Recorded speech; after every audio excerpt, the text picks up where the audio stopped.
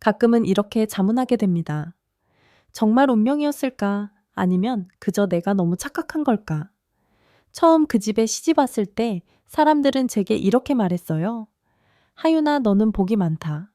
이태준 같은 사람한테 시집 가다니 그 집안도 반듯하고 인천에서 꽤나 괜찮은 집이잖아. 그래요. 겉으로 보기엔 뭐 하나 빠지지 않는 집안이었죠. 그러나 바로 그 집에서 저는 며느리가 아니라 가정부처럼 살아야 한다는 걸 너무 빨리 깨달았습니다. 제 이름은 하윤하 씨, 성 28세입니다. 지금 생각해보면 너무 어린 나이에 사랑만 믿고 결혼을 선택했죠. 태준 씨와는 대학 선배 소개로 만나서 1년 연애하고 결혼했습니다. 그 사람은 참 다정하고 말도 조용조용 예쁘게 하고 매너도 좋았어요. 결혼 후에도 저를 한결같이 배려해 줬어요. 문제는 그 사람의 가족, 특히 시아버지와 시어머니, 그 중에서도 시어머니 조경숙 6미세 씨였죠. 그 집에 첫 발을 들여놓던 날 기억나요. 문 열고 들어서는 순간 거실에는 각진 소파 잘 정돈된 꽃병, 그리고 두 손 깍지 끼고 앉아 계시던 시어머니의 날카로운 눈빛. 그 눈빛은 말하자면 마치 어디 보자, 넌 어디서 굴러온 앤데 우리 집에 들어와 라는 듯 했죠. 우리 집은 전통을 중요시해요. 며느리도 그에 걸맞게 행동해야 해요. 첫날부터 그 말이 가슴에 꽂혔습니다. 시아버지 이망유 65세 씨는 조용하셨습니다. 항상 책을 보거나 정원에 물을 주시며 말을 아끼는 분. 하지만 첫인상부터 무언가 따뜻하고 넉넉한 느낌이 있었어요. 그나마 다행이었죠. 시어머니와 달리 그분은 처음부터 절 사람으로 대해주셨어요. 살다 보니 알겠더라고요. 그 집은 겉은 단정하고 교양 있어 보이지만 안에서는 늘 긴장이 감도는 집이었습니다. 정말이지 숨을 쉴 틈이 없었어요. 하루는 아침에 된장을 풀다 조금 넘겼습니다. 시어머니는 냄비를 쳐다보며 한숨을 푹 쉬더니 요즘 애들은 된장도 못 풀어요. 이런 걸로 어떻게 우리 집안 명맥을 이어간다니? 말끝에 비웃는 듯한 웃음을 흘리셨어요. 전 조용히 수건으로 냄비 주위를 닦으며 죄송합니다, 어머니. 그 한마디를 꺼냈지만 가슴 안에서는 뭔가 뚝하고 무너지는 소리가 들렸습니다. 식사 시간에는 의자 끄는 소리도 조심해야 했고 잠깐 혼잣말을 해도 아가씨처럼 혼잣말을 중얼거리는 거 보기 안 좋다. 고 했습니다. 그 집에서는 조용한 것도 문제, 말이 많은 것도 문제, 늘 문제는 저였습니다.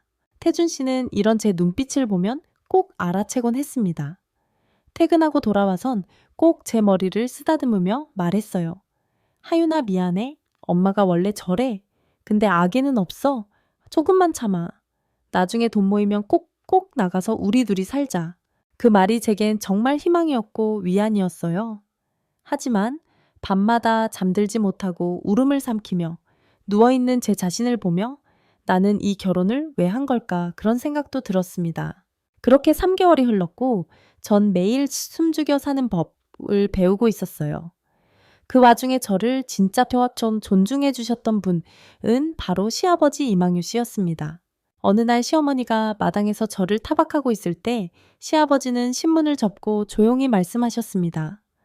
경숙 씨, 하윤이는 아직 어립니다. 사람은 천천히 배워가는 거예요. 하지만 시어머니는 여보는 늘 사람 편만 들어요. 그러니까 애들이 버릇이 없어지는 거예요. 라며 말을 끊었습니다. 그날 밤 저는 방 안에서 다 꺼진 전등을 바라보며 속삭였습니다. 아버님 감사합니다. 저 진짜 힘들어요. 하지만 아버님 때문에 아직은 버틸 수 있어요.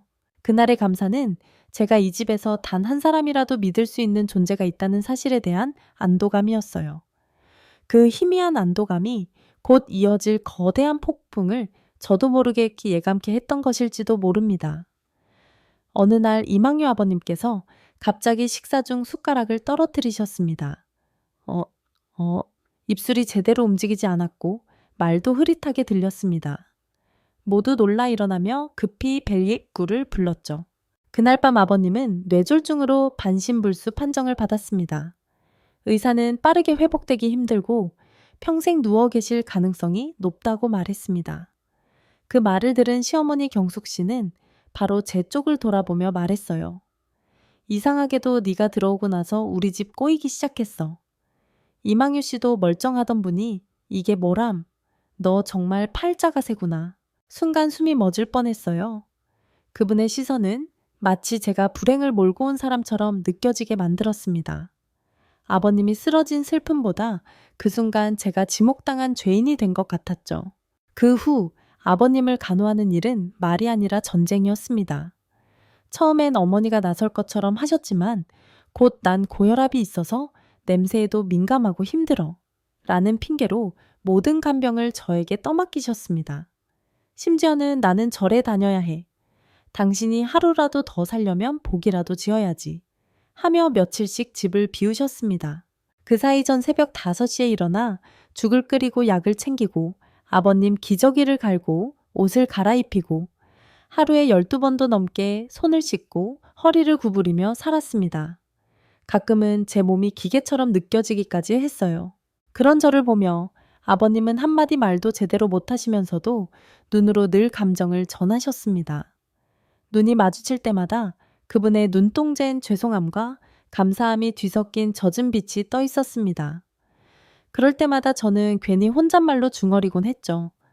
아버님 괜찮아요. 저 할 수 있어요.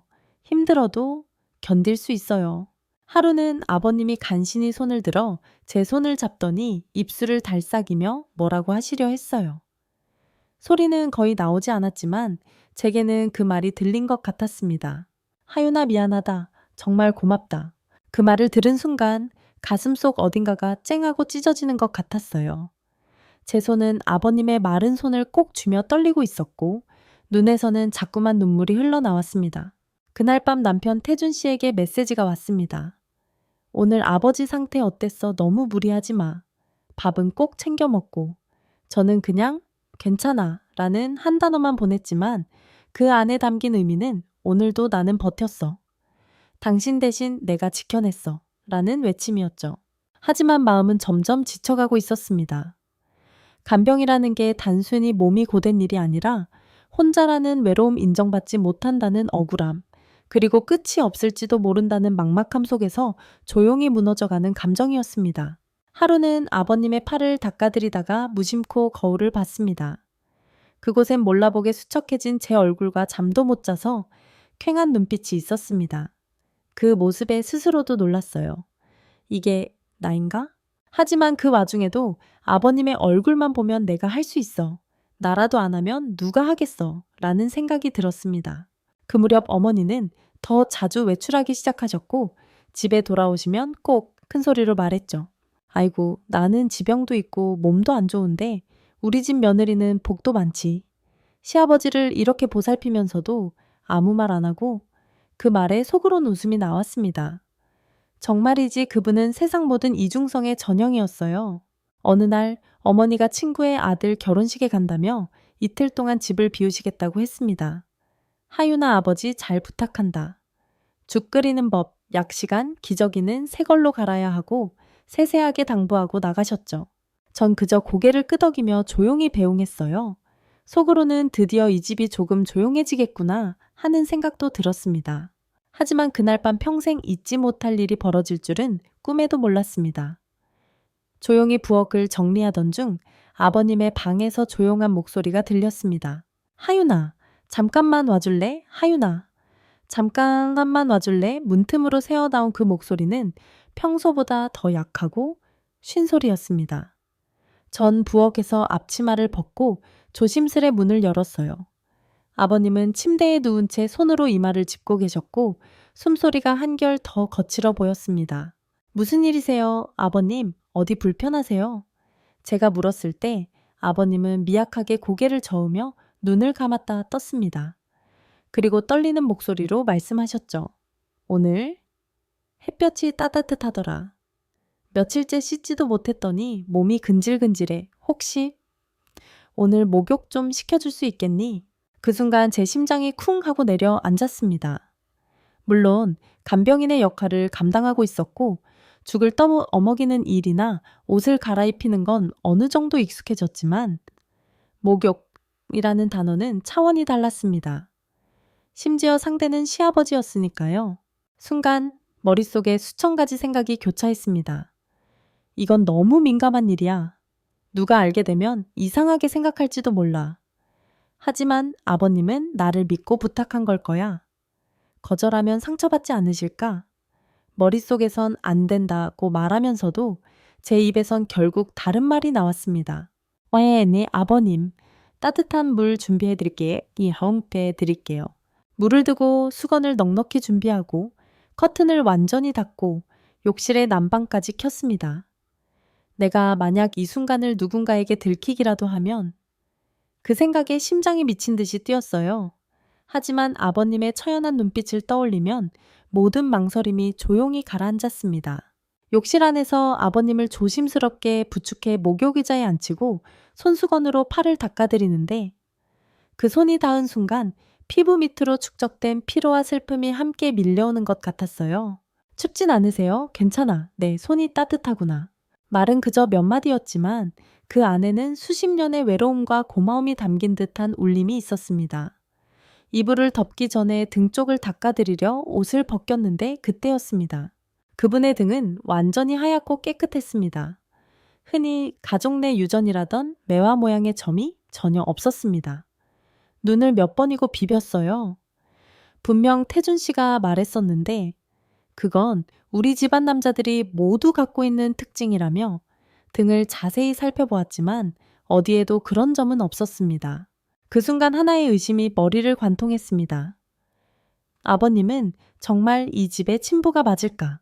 손이 부르르 떨렸고 등 닦던 수건이 바닥에 툭 떨어졌습니다. 겨우 수건을 다시 집어들고 천천히 조심스럽게 물었습니다. 아버님, 혹시 여쭤봐도 될까요? 또? 아버님은 고개를 살짝 끄덕이셨어요.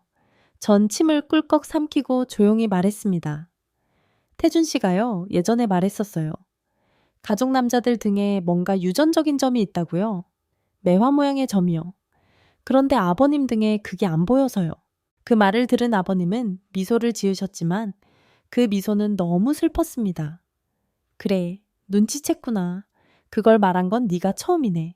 그러고는 조용히 눈을 감고 한참을 침묵하시더니 말을 이으셨습니다. 태준이도 경민이도 내 핏줄이 아니야. 순간 세상이 멈춘 듯 했습니다. 저는 욕실 타일 위에 얼어붙은 것처럼 멈춰섰고 손에 들고 있던 수건이 또다시 바닥에 떨어졌습니다. 네, 옛날에 내가 장기 출장을 자주 다녔거든. 어느 날 집에 돌아왔을 때 경숙이는 이미 다른 남자아이를 임신하고 있었어. 난 아무 말도 하지 않았지. 그저 그 아이들을 내 자식처럼 키우기로 했어. 그 목소리는 마치 먼 옛날 이야기처럼 담담했지만 그 안엔 수십 년의 고통과 희생이 배어 있었습니다. 내가 그 아이들을 키우기로 한 이유는 그 작은 손이 날 아빠라고 부르던 그날, 그냥 그 말 한마디에 무너졌거든. 제 눈에 눈물이 그렁그렁 맺혔습니다. 그렇게 고요하고 따뜻한 분이 이런 슬픈 진실을 가슴에 안고 살아왔다는 사실이 저를 너무도 아프게 만들었습니다. 욕실 바닥에 주저앉고 싶었어요. 손에 든 수건은 젖었고 가슴속엔 감정들이 뒤엉켜 있었습니다.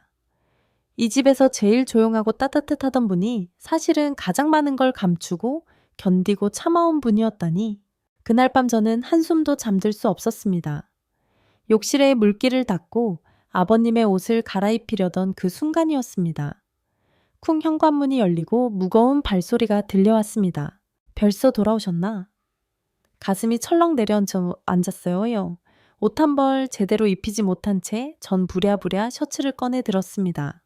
문이 덜컥 열렸고 문 앞에 선 건 시아버지의 셔츠를 손에 든 채 서 있는 저. 그리고 그 문턱 너머로 멍하니 서 있는 시어머니 조경숙 씨가 보였습니다. 그분의 두 눈은 붉게 충혈되어 있었고 손에 들린 쇼핑백이 바닥에 떨어지는 것도 모르고 있었습니다. 이게 무슨 짓이야? 얼어붙은 공기. 저는 얼른 설명하려 입을 열었지만 말이 잘 나오지 않았습니다. 어머니 그게 아니고요. 아버님이 며칠째 목욕을 못 하셔서 몸이 너무 가려우시다고 하셔서 그러나 제 말이 끝나기도 전에 입 다물어 이 더러운 년아 하는 고성이 욕실 전체를 울렸습니다. 찰싹 그 순간 제 뺨 한쪽이 뜨겁게 타올랐습니다. 몸이 뒤로 흔들릴 만큼 강한 딱이었어요. 저는 본능적으로 입술을 가리고 눈을 깜빡였습니다. 하지만 눈물은 멈추지 않고 흘러내렸습니다. 너 지금 이 시간에 이 꼴로 이 방에서 뭐 하냐는 거야. 시아버지랑 단둘이 옷도 제대로 안 입히고 셔츠는 왜 네 손에 있냐고? 아, 아니에요. 진짜 그런 게 아니에요. 제발 오해세요, 어머니. 하지만 시어머니는 이미 분노와 수치심에 휘감겨 들으려 하지 않았습니다. 인연이 시집와서 시아버지까지 넘보는 거야? 어떻게 인간이 이럴 수가 있어? 그 순간 저는 인간이라는 단어가 아니라 짐승처럼 느껴졌습니다. 방 한가운데서 저는 무릎을 꿇을지 도망갈지를 고민하고 있었어요. 그런데 그때 예우 침대 위에서 아버님이 몸을 비틀며 작은 소리를 내셨습니다. 몸을 일으키려 애쓰고 계셨지만 마른 어느라고 입은 떨려 아무 말도 제대로 나오지 않았습니다. 그 모습은 마치 저를 보호하고 싶지만 몸이 따라주지 않는 사람처럼 애절했습니다. 보지 마세요, 아버님. 괜찮아요. 괜찮습니다. 저는 그분의 손을 조용히 붙잡고 울음을 삼켰습니다. 그때 뒤에서 누군가의 다급한 발소리가 들렸습니다. 하유나 남편 태준 씨였습니다. 출근 후 돌아온 지 얼마 되지 않아 현관문 앞에서 저를 본 모양이었습니다. 그는 아내의 눈물 범벅, 얼굴과 붉게 부은 뺨을 보고 멈춰섰습니다. 그리고 시어머니 쪽으로 시선을 돌려 당황하며 말했어요. 엄마, 지금 무슨 일이에요? 왜 하윤이를 때리세요? 그 말에 시어머니는 손가락을 벌벌 떨며 침대를 가리켰습니다. 네, 마누라가 이 여자가 지금 시아버지랑 뭘 하고 있었는지 네가 직접 확인해봐. 남편은 헛웃음을 지으며 저를 바라보았습니다. 무슨 말이에요, 하윤이가 왜? 아, 설마 그게 목욕 때문에 제가 고개를 끄덕이며 눈물 섞인 목소리로 답했어요. 아버님이 몸이 너무 가렵다고 하셔서 며칠째 못 씻으셨다길래 태준 씨는 순간 멍하니 섰다가 그럼 그냥 도와준 거잖아요. 작은 목소리로 중얼이듯 말했습니다. 시어머니는 여전히 믿지 못하겠다는 듯 고개를 절레절레 흔들었고 그걸 네가 믿는 거야? 진짜 며느리가 시아버지한테 이런 상황을? 그때 전 갑자기 떠올랐습니다. 카메라 한 부? 맞다, 전에 혹시나 모를 낙상 사고에 대비해 욕실 근처에 CCTV를 설치했었지. 급히 거실로 달려가 CCTV 어플을 켰고 그 화면엔 분명히 제가 조심스럽게 아버님을 부축하고 절대 예의에 어긋나지 않게 행동하고 있던 장면이 고스란히 남아 있었습니다. 태준 씨가 그 화면을 확인하고는 무겁고 단호한 목소리로 말했어요. 엄마 그만하세요. 하윤이는 아무 잘못도 없어요. 아버지가 먼저 부탁하셨고 그걸 성심껏 도운 거예요. 전부 영상에 나와 있어요. 침묵. 온 집안이 무겁게 가라앉았습니다. 시어머니의 손은 허공에 멈췄고 입술은 마르고 얼굴은 점점 창백해졌습니다. 하윤아, 태준 씨가 다가와 제 손을 잡고 속삭였습니다. 미안해, 내가 곁에 없어 미안해. 하지만 저는 고개를 저으며 말했어요. 저 이제 못하겠어요. 더는 이 집에서 못 살겠어요. 그 말과 함께 전 눈물을 꾹꾹 누르며 방으로 들어가 짐을 챙기기 시작했습니다. 밤하늘은 구름 한 점 없었지만 제 마음속은 온통 검은 먹구름으로 가득했습니다. 작은 캐리어 가방 하나를 끌고 남편 태준 씨의 오토바이 뒷자리에 조용히 올라탔습니다. 가로등 불빛이 지나갈 때마다 제 눈가에 맺힌 눈물도 반짝였습니다. 둘 다 말이 없었습니다.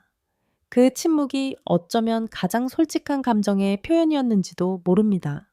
집에 도착했을 때 엄마는 현관 앞까지 뛰쳐나오셨습니다. 하윤아, 이 밤에 무슨 일이야? 얼굴 왜 그래? 전 억지로 웃으며 말했어요. 엄마 그냥 잠깐 쉬러 왔어.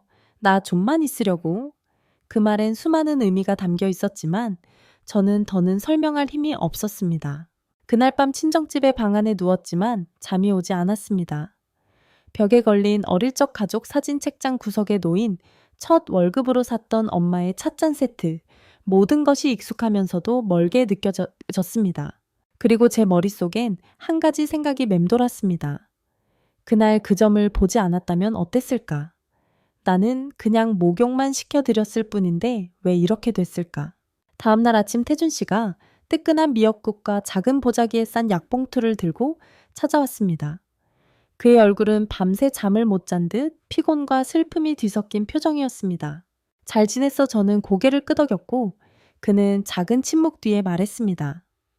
어제는 미안했어. 엄마가 그렇게까지 할 줄은 몰랐어. 저는 그를 똑바로 바라보며 조용히 물었습니다. 엄마가 그렇게까지 했는데 당신은 정말 아무 감정이 없어. 그는 고개를 숙였고 조용히 입을 열었어요. 있지. 엄청나게 분노하고 실망했고 하지만 그 사람은 내 엄마야.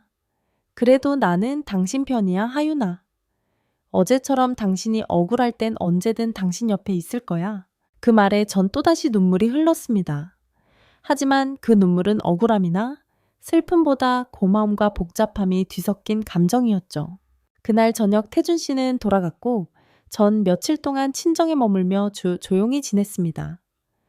그러나 시아버지의 얼굴이 계속 떠올랐습니다. 말도 못하시고 움직이기도 힘든 그분이 혹시나 또 혼자 방에 누워 계실까봐 혹시나 어머니가 제대로 간호하지 않고 외면할까봐 마음이 놓이지 않았습니다. 그래서 전 다시 남몰래 시댁으로 가며 시아버지를 돌보기 시작했습니다. 어머니는 저를 볼 때마다 말없이 방으로 숨어들었고 때로는 마주쳐도 눈을 피하거나 가볍게 한숨만 내쉴 뿐이었습니다. 하지만 그런 그녀의 행동이 오히려 저를 더 단단하게 만들었습니다. 어느 날 오후 죽을 끓여 아버님 방에 들어가는데 거실에서 어머니가 통화를 하는 소리가 들렸습니다. 아니 그 여자 진짜 무섭다니까. 시아버지한테 잘하는 척은 기가 막히게 하면서 뒤에선 무슨 생각을 하는지 모른다니까. 착한 척도 정도가 있지. 그 말이 제 귓가에 또박또박 박혔습니다. 숟가락을 들던 손이 멈췄고 숨을 멈춘 채 서 있었습니다. 그리고 깨달았습니다. 이 사람은 내가 뭘 하든 나를 절대 인정하지 않을 거야. 그날 밤 저는 다짐했습니다. 만약 저 여자가 또 나를 짓밟으려 한다면 이번엔 나도 가만히 있지 않겠어. 그 다짐은 단순한 분노가 아닌 내가 지켜야 할 사람, 지켜야 할 진실, 그리고 무엇보다 지켜야 할 내 존엄에 대한 약속이었습니다. 며칠이 지나고 태준 씨는 이전과는 조금 달라진 모습으로 집에 들어섰습니다. 그는 말수가 줄었고 뭔가를 계속 고민하는 사람처럼 자주 멍하니 창밖을 바라봤습니다. 식사 중에도 수저를 들고 멈춰선 채 눈은 밥상 위에 고정돼 있었지만 생각은 멀리 떠나 있는 듯한 표정이었습니다. 어느 날 밤 그는 거실에서 차를 마시며 조용히 말했습니다. 하윤아 혹시? 전에 내가 얘기한 점 기억나? 저는 순간 가슴이 철렁했습니다. 그 점이라면 그날 내가 시아버님의 등을 닦다가 발견하지 못한 바로 그 점. 저는 태연한 척 물었습니다. 어떤 점 우리 집 남자들이 다 등에 똑같은 모양의 점이 있다는 얘기. 매화 모양처럼 생긴 점 말이야. 어릴 때부터 엄마가 자랑처럼 말했거든. 우리 집안 남자들은 다 똑같다고. 그는 조심스레 컵을 내려놓고 저를 바라보며 이어 말했습니다. 근데 요즘 엄마가 이상한 말을 자꾸 해. 가문의 명예니 남들이 뭐라고 하든 침묵해야 한다니. 그리고 누가 우리 형제에 대해 뭐라도 말하면 예민하게 굴고. 전 눈을 피한 채 조용히 들었습니다. 그의 눈빛은 점점 더 날카로워졌고 어떤 날은 아예 그 점에 대해선 절대 이야기하지 마 라고 하더라. 그리고 이어진 말. 이상하지 않아. 그 질문은 단순한 의심이 아니었습니다. 확신을 요구하는 혹은 이미 반쯤 눈치를 챈 사람의 질문이었습니다. 전 할 말을 잃었고 조심스럽게 입을 열었습니다. 왜 갑자기 그런 생각을 하게 됐어? 그는 웃으며 고개를 저었지만 그 웃음은 쓸쓸했습니다. 동네에서 수상한 소리들이 들리더라. 우리 형하고 나. 사실은 다른 아버지를 둔 게 아니냐고. 전 순간적으로 숨이 멎을 뻔했습니다. 그가 말을 이었습니다.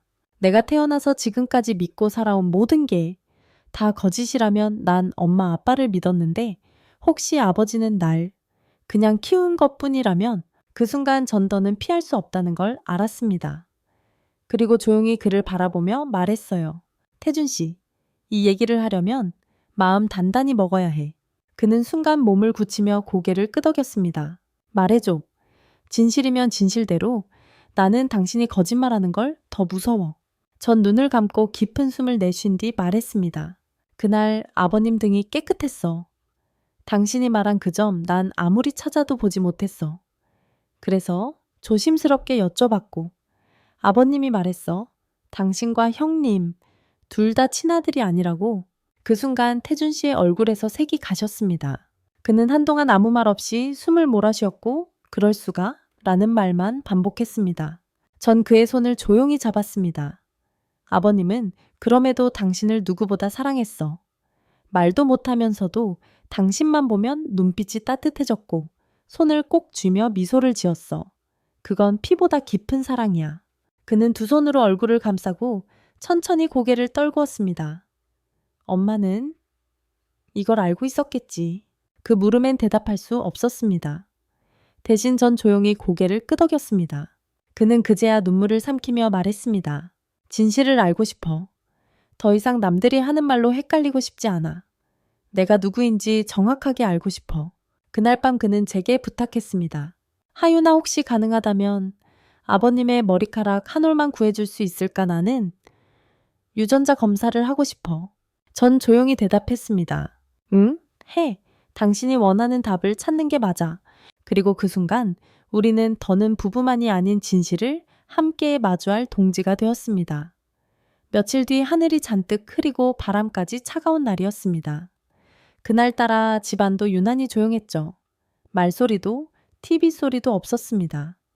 그 정적 속에서 딱 하나 들린 소리, 우체통이 덜컥 열리는 소리. 저는 베란다 창문 너머로 고개를 내밀었고 하얀 봉투 하나가 조용히 문틈으로 밀려 들어왔습니다. 결과다. 테이블 위에 그 봉투를 올려놓고도 한참을 손을 대지 못했습니다. 그 하얀 종이 하나가 지금까지의 삶 전체를 흔들 수 있다는 걸 알고 있었으니까요. 잠시 후 태준 씨가 퇴근하고 들어왔고 전 무언의 눈빛으로 봉투를 가리켰습니다. 그는 말없이 다가와 조심스레 봉투를 들었습니다. 한 손으로 뜯으며 속이 바싹 마르는 듯한 표정. 떨리는 손으로 종이를 꺼내고 눈으로 빠르게 내용을 훑어 내려갔습니다. 그리고 정지. 눈동자가 마지막 줄에 멈춰섰습니다. 그 줄에 굵은 글씨로 적혀 있었습니다. 피검사자 A 이망유와 피검사자 B 이태준 사이의 생물학적 친자관계 없음이 확인됨. 그는 입술을 꾹 다물고 몇 번이나 그 문장을 다시 읽었습니다. 그리고 조용히 속삭였습니다. 진짜였구나. 아버지는 진짜 아버지가 아니었어. 전 그의 옆에서 아무 말도 하지 않았습니다. 그저 그의 떨리는 손을 잡고 그의 어깨가 무너지지 않도록 조용히 지탱해주고 싶었어요. 잠시 후 태준 씨는 그 종이를 손에 든 채 아버님 방으로 걸어갔습니다. 아버님은 여전히 침대에 누워 계셨고 창밖을 멍하니 바라보고 계셨습니다. 태준 씨는 조용히 그 옆에 무릎을 꿇었습니다. 그리고 종이를 아버님 눈앞에 보여드렸습니다. 아버님은 고개를 살짝 돌려 종이를 보더니 천천히 눈을 감았습니다. 눈가에서 한 줄기 눈물이 흘렀습니다. 태준 씨는 아버님의 손을 꼭 잡으며 말했어요. 아버지, 저 이제 다 알아요. 하지만 괜찮아요. 전 여전히 아버지를 아버지라 부를 거예요. 그 말에 아버님의 손이 천천히 태준 씨 손을 감싸 쥐었습니다. 그 힘은 약했지만 그 안에는 수십 년간 꾹 참고 살아온 아버지의 모든 감정이 담겨 있었습니다. 그러나 이 평온은 오래가지 않았습니다. 시어머니 조경숙 씨가 거실을 지나가다가 아버님 방 안의 문이 열려 있는 걸 보곤 두 사람이 무언가 심각한 대화를 나누고 있다는 걸 눈치챘습니다. 그리고 잠시 후 태준 씨가 거실로 나와 엄마 이야기 좀 해요 하고 단호히 말했습니다. 어머니는 당황한 얼굴로 왜 그래? 무슨 일인데 그래? 라고 했지만 그 눈빛은 이미 불안과 두려움으로 뒤덮여 있었습니다. 엄마, 우리가 왜 등에 점이 있어야 하는지, 왜 그걸 가문의 상징처럼 여겼는지 이제 다 이해했어요. 그건 진실을 가리기 위한 도구였죠. 그 말에 시어머니의 얼굴이 하얗게 질렸습니다. 그게 무슨 소리니? 누가 그런 소리를 지어내? 지어낸 게 아니야, 엄마. 내가 유전자 검사를 했고 아버지랑 나는 혈연 관계가 아니야. 순간 거실 공기가 꽁꽁 얼어붙은 듯 조용해졌습니다. 그 누구도 숨소리조차 내지 않았습니다. 왜 거짓말했어요? 왜 아버지한테 그 모든 책임을 떠넘기고 스스로는 아무 일도 없었던 척 살았어요. 어머니는 그 자리에 주저앉듯 소파에 털썩 앉으며 중얼였습니다.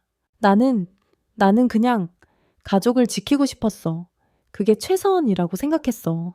태준 씨는 쓴웃음을 지으며 말했습니다. 그럼 최소한 아버지한테 고맙다고 한마디라도 했어야죠. 그 사람은 아무 말도 안 하고 다 받아줬어요. 당신이 저지른 거짓을 짊어지고 끝까지 아버지라는 이름으로 살았어요. 그날 저녁 어머니는 방으로 들어가 문을 잠그고 나오지 않았습니다. 식탁 위엔 식은 국과 미지근한 밥만 남아 있었습니다. 그리고 그 조용한 밤, 태준 씨는 저를 꼭 안으며 속삭였습니다. 이제 우리라도 진실하게 살아야 해. 며칠 동안 집안은 말 그대로 정적 속에 잠겨 있었습니다. 아무도 큰 소리를 내지 않았고 TV는 켜져 있어도 누군가 보고 있는 사람은 없었습니다. 태준 씨는 매일 퇴근 후 곧바로 아버님 방으로 향했습니다. 말은 없지만 그의 손길은 언제나 조심스럽고 따뜻했습니다. 죽을 천천히 떠먹이고 이마에 묻은 땀을 닦아드리고 이불을 펴고 다시 덮어드리는 일. 그 모든 동작 하나하나에 당신은 나의 아버지입니다. 라는 말이 들어있었죠. 전 그 옆에서 조용히 약을 챙기고 밤에는 아버님의 옆에서 작은 스탠드를 켜놓고 책을 읽어드렸습니다. 오늘은 윤동주의 별 해는 밤 읽어드릴게요. 아버님. 그럴 때면 아버님의 눈이 살짝 움직이며 고맙다 뒤에는 뜻을 담은 빛이 번졌습니다. 그리고 그 집에 있던 또 한 사람, 조경숙 여사. 이제는 더 이상 소리치지 않고 명령하지 않고 누군가를 흘겨보지도 않는 사람이 되었습니다. 하루 종일 말없이 방 안에만 있다가 해 질 무렵이면 마당으로 나와 대문 앞에 앉아 먼 산을 바라보는 시간이 늘었습니다. 어느 날 제가 아버님 방에서 죽을 식히고 있을 때 문틈으로 조용한 목소리가 들려왔습니다. 하윤아? 낯선 부름이었어요. 그녀가 제 이름을 이렇게 조용히 이렇게 낮은 톤으로 부른 건 결혼한 이후 처음이었을지도 모릅니다. 전 천천히 고개를 들고 바라봤습니다. 그녀는 마당 끝 의자에 앉아 있었고 햇빛이 지고 있어 얼굴이 더 초라해 보였습니다. 제가 다가가자 그녀는 작은 봉투 하나를 내밀었습니다. 이거 네가 챙겼던 약값이랑 병원비 조금이라도 돌려주고 싶어서. 전 고개를 저으며 말했어요. 필요 없어요, 어머니. 전 그런 거 바라고 한 게 아니니까요. 그녀는 한숨을 내쉬며 말했습니다. 그래도 나는 줘야겠어. 그래야 조금이라도 내 죄책감이 덜해질 것 같아서. 그 말에 전 잠시 멈칫했습니다. 그녀는 이어 말했습니다. 하윤아, 나는 늘 네가 내 자리를 빼앗을까 두려워했어. 며느리 주제에 너무 야무지고 태준이도 너한테 다정하고 그게 싫어졌어. 그래서 괜히 트집 잡고 괜히 미워했어. 그녀의 눈가가 젖어 있었습니다. 그 모습은 제가 알던 그 싸늘하고 날선 시어머니의 모습이 아니었습니다. 이제 와서 무슨 낯으로 내 앞에 앉아 있는 건지 나도 모르겠다. 전 조용히 숨을 내쉬며 입을 열었습니다. 어머니, 저도 처음엔 어머니가 너무 밉고 원망스러웠어요. 하지만 시간이 지날수록 그 분노가 슬픔으로 바뀌더라고요. 그렇게 외롭게 사셨구나 하고요. 그녀는 고개를 들고 저를 바라봤습니다. 그리고 처음으로 고개를 깊이 숙였습니다. 미안하다. 정말 미안하다, 하윤아. 그 말에 제 눈가도 점점 젖어들었습니다. 우리는 한동안 마당 끝 벤치에 나란히 앉아 있었습니다. 가을 바람이 살짝 불어왔고 멀리서 아이들이 뛰노는 소리가 들렸습니다. 그 순간 저는 문득 알게 되었습니다. 이 집은 이제 조금씩 회복 중이라는 것을. 아버님의 희생 위에서, 아들의 용기 위에서, 그리고 여자의 반성과 용서 위에서. 그날 밤 저는 아버님 방에서 창문을 닫으며 속삭였습니다. 아버님, 오늘 좋은 일이 있었어요. 아버님은 미약하게 고개를 끄덕이셨습니다. 그분은 알고 계셨을지도 모릅니다. 가장 큰 용서는 말로 하는 것이 아니라 변화된 행동으로 보여주는 거라는 걸. 며칠 뒤 병원에서 아버님의 상태가 급속히 악화되었다는 연락이 왔습니다. 심장은 약해졌고 혈압도 불안정했습니다. 의사 선생님은 조용히 말씀하셨습니다. 이제 준비하셔야 합니다. 남은 시간은 길지 않을 겁니다. 그날 밤 가족 모두가 병실에 모였습니다. 한 사람씩 돌아가며 아버님 곁에 앉아 손을 잡았습니다. 저는 아버님 손을 꼭 붙잡고 속삭였습니다. 아버님, 하윤이에요. 이제 그만 힘쓰셔도 돼요. 그동안 참 많이 고생하셨어요. 그 말에 아버님의 입꼬리가 아주 미세하게 올라갔습니다. 눈을 뜨지는 못하셨지만 그 미소 하나로 마음이 울컥했어요. 그 순간 태준 씨가 가방에서 조심스럽게 한 묶음의 봉투를 꺼냈습니다. 며칠 전 아버지께서 저에게 이걸 건네셨어요. 모두에게 각자 하나씩 주라고 하셨습니다. 모두의 손에 하얀 봉투 하나씩이 쥐어졌습니다. 그리고 조용히 열었을 때 그 안엔 아버님이 남긴 짧지만 깊은 글이 담겨 있었습니다. 제 봉투 안엔 이렇게 적혀 있었습니다. 하윤아, 나는 너를 진심으로 내 딸처럼 생각했다. 너 아니었으면 나의 마지막은 외롭고 차가웠을 거야. 나의 비밀을 안고도 조용히 품어준 내 따뜻함을 잊지 않겠다. 고맙다. 그리고 너는 참 따뜻한 사람이야. 제 눈에서는 끝내 눈물이 터졌습니다. 편지를 들고 아버님의 손등에 입을 맞췄습니다. 고맙습니다, 아버님. 정말 존경하는 가장 따뜻한 아버지셨어요. 태준 씨는 자신에게 남긴 편지를 손에 쥐고 무릎을 꿇고 아버님 앞에 말했습니다. 아버지, 우리는 피로 이어지지 않았지만 그보다 더 깊은 사랑으로 연결되어 있었어요. 이제 제가 아버지께 받은 것을 남은 삶에서 다른 이들에게 나누겠습니다. 그 순간 시아버지의 눈가에 한 줄기 눈물이 흘렀습니다. 심장은 느리지만 안정됐고 의사 선생님은 지금이 마지막 인사일 수 있다고 말했습니다. 조경숙 여사는 조용히 다가와 아버님 발밑에 앉았습니다. 나 정말 미안해. 당신이 이렇게까지 나를 지켜준 줄도 모르고 나는 늘 내 체면만 생각했어. 진심으로 미안해요. 그리고 눈물을 흘리며 아버님의 손등에 이마를 갖다 댔습니다. 아버님은 더는 아무 말도 할 수 없었지만 그 순간 그녀의 손을 살짝 움켜쥐었습니다. 그건 용서였습니다. 말 없는 용서. 그리고 말 없는 이별. 그날 밤 우리는 병실에 함께 앉아 한동안 아무 말도 하지 않았습니다. 창밖에는 초가을의 바람이 스치고 있었고 하늘에는 흐릿한 별 하나가 떴습니다. 그리고 새벽 조용히 아무도 모르게 아버님은 숨을 거두셨습니다. 고통도 없이 미련도 없이 그렇게 조용히 가장 아버지다운 방식으로. 장례식 날 그의 지인들은 그를 이렇게 기억했습니다. 그 사람은 말수는 적었지만 한마디 한마디가 사람을 안심시켰지. 아무리 힘든 상황에서도 누굴 탓하지 않던 분이었어요. 사랑받기보다 사랑을 먼저 주던 분이었지. 저희는 검은 옷을 입고 정성껏 꽃을 꽂고 아버님의 유골함 앞에 조심스럽게 손을 모았습니다. 그 순간 모두가 한마음이었습니다. 피보다 짙은 감사와 존경의 눈물이 흘렀습니다. 장례식을 마친 집안은 이상할 만큼 조용하고 정갈했습니다. 더는 누군가 고성을 지르지 않았고 누구도 누군가를 탓하지 않았습니다. 모두가 각자의 자리에서 조용히 슬픔을 삼키고 조금씩 일상을 회복하려 애쓰고 있었습니다. 아버님의 유골은 그분이 가장 좋아하던 뒷마당 감나무 아래에 모셨습니다. 그 자리는 햇살이 잘 들고 봄이면 새들이 지저귀는 조용하고 따뜻한 공간이었습니다. 태준 씨는 매일 아침 출근 전 그 앞에 조용히 서서 인사했습니다. 아버지 다녀오겠습니다. 그 인사 한마디에 그의 눈빛은 과거보다 더 단단하고 부드러워졌습니다. 저는 여전히 이 집에서 아침 일찍 일어나 마당을 쓸고 아버님이 아끼던 화단에 물을 주며 하루를 시작했습니다. 그 모든 작은 행동이 이제는 더 이상 의무가 아닌 기억을 지키는 방식이 되었습니다. 그리고 조경숙 여사 그녀는 확실히 달라졌습니다. 예전 같았으면 시장에서도 가장 큰 목소리로 흥정하던 분이 이젠 조용히 계산하고 앞치마 끈을 조심스럽게 매며 부엌에서 국을 끓이는 사람으로 변했습니다. 어느 날 아침 그녀는 다가와 말했습니다. 하윤아, 이 집을 너에게 맡기고 싶어. 전 깜짝 놀라 고개를 들었습니다. 무슨 말씀이세요?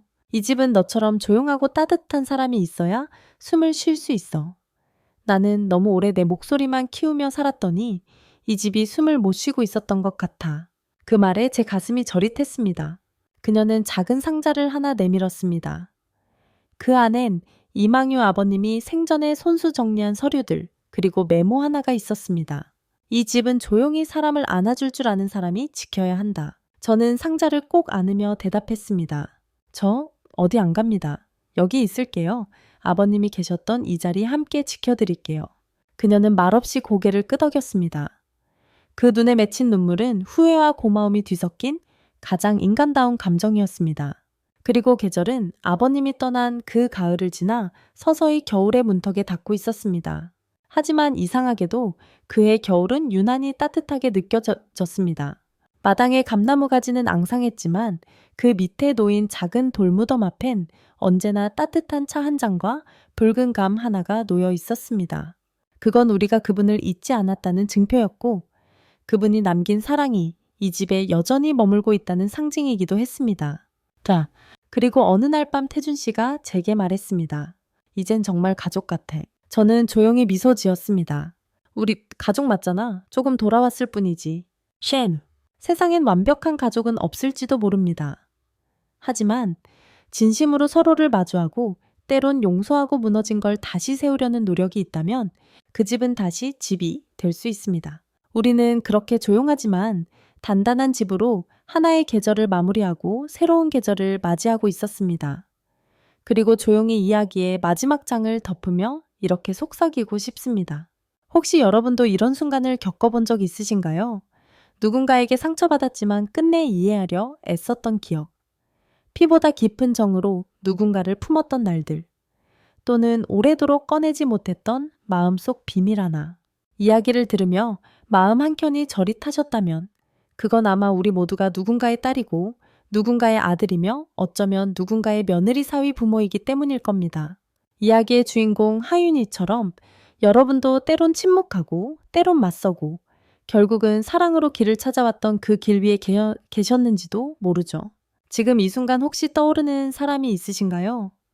한 번도 말하지 못했던 그 고마움이나 조금 늦었지만 전하고 싶은 용서의 말 한마디, 그 마음을 댓글로 남겨주셔도 좋습니다. 혹은 여러분만의 이야기, 우리 함께 나눌 수 있다면 이 밤은 더 따뜻해질지도 모릅니다.